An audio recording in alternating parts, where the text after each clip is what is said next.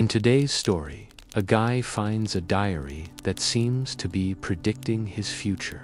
But as things progress, it becomes more and more clear that this diary may not just be predicting his future, but actually causing it.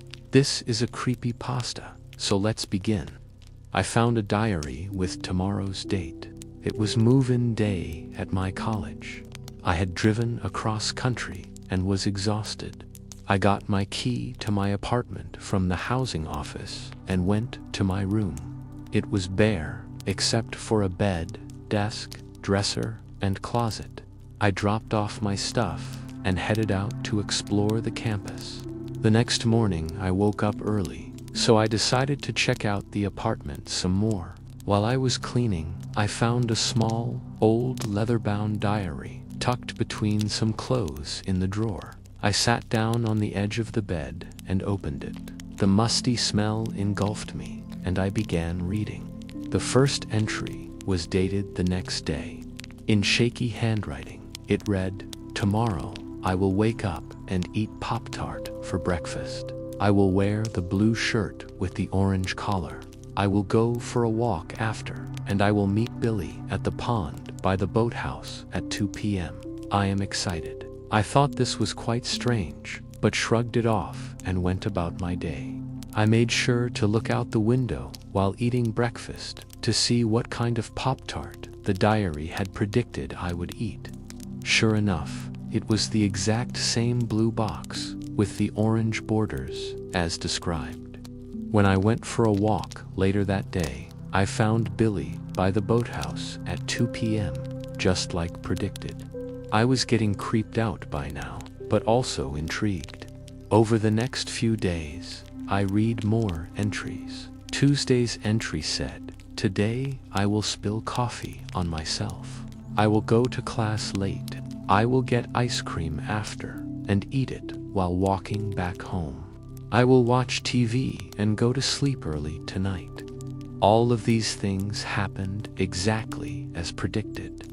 Wednesday's entry said, "Today I will put off writing that paper until the last minute. I will read a book in the afternoon and buy flowers for Mom."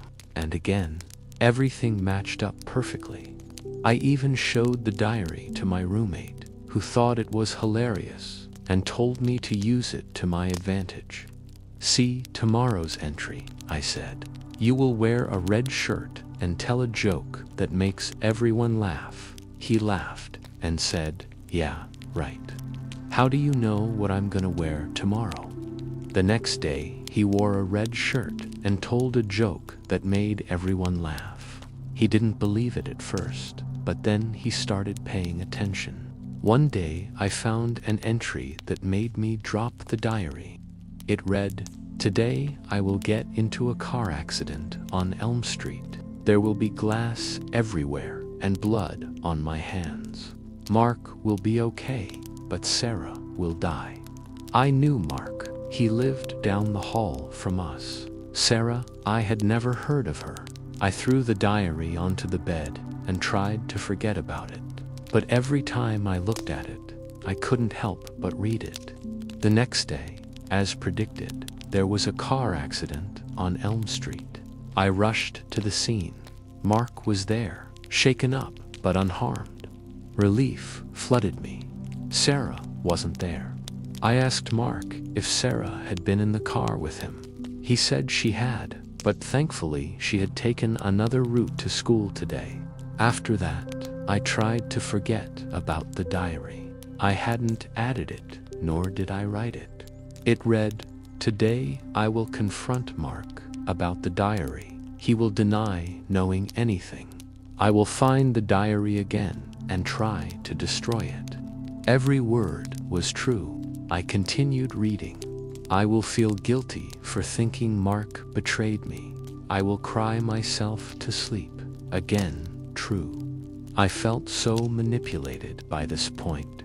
It wasn't just showing me my life, it was controlling it. I confronted Mark again.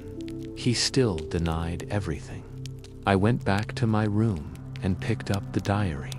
Today, I will throw the diary out the window. It will land in a bush outside. A girl named Sarah will find it. This entry was dated 2 days from then, I argued with myself.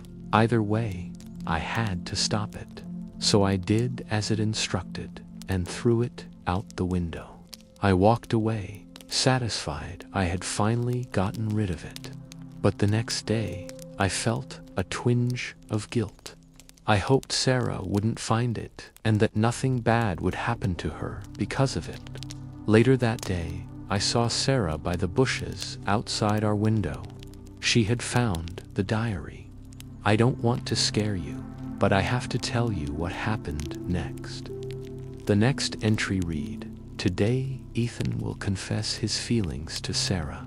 She will reject him. He will refuse to believe it and keep trying to talk to her. She will slap him." This entry was dated that day. I couldn't let this continue. If Sarah rejected me, I wouldn't get violent. I raced to find her. I saw her sitting on a bench by herself. I sat down next to her and told her how I felt. She was shocked and told me she wasn't ready for anything serious. I thanked her for her honesty, but I was already in too deep. I asked her to come with me to grab ice cream. She agreed. As we walked to the parlor, I talked about how great we'd be together. She kept telling me she needed space. We got ice cream, and I asked her if she could at least hold my hand. She slapped me hard. I can't describe how humiliated and heartbroken I felt.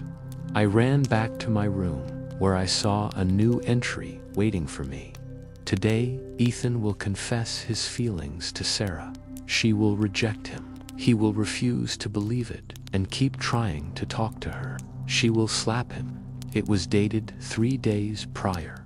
My heart sank. It wasn't predicting my future. It was rewriting it. I asked myself, why? What did it want from me? Was I supposed to keep doing what it told me to do? Or should I try to stop it?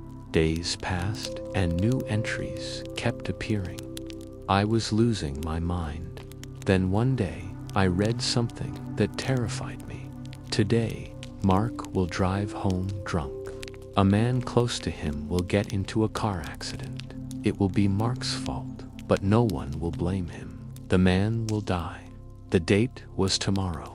I knew Mark drank a lot, but I didn't think he'd ever drive drunk. Still, I didn't want to risk it. I called him and told him I wanted to hang out. He said, "I'm sorry, bud, but I'm busy. Let's catch up next week." I was worried. This diary had never been wrong before. That night, I waited by the window. I was determined to save Mark. Just as the clock struck midnight, I saw a familiar figure stumble out of a car. He fell onto the pavement, dazed. Before I could react, a speeding car swerved to avoid him and crashed into a tree. I sprinted out of the apartment and rushed to Mark's side. He was dead. His face was pale and his eyes were wide open. I felt a surge of grief and self-blame. Had I not called him, he might have been able to get out of the way. I looked up and saw a crumpled piece of paper on the ground. I picked it up and unfolded it. It was the diary, the last page. "You shouldn't have read this far." Then, on the very last line in his handwriting, "Help me. Thanks for staying with us through tonight's chilling tale on Story is 13. If you found this story unsettling in the best ways, subscribe and tell us in the comments. Would you keep reading a diary that knows your future?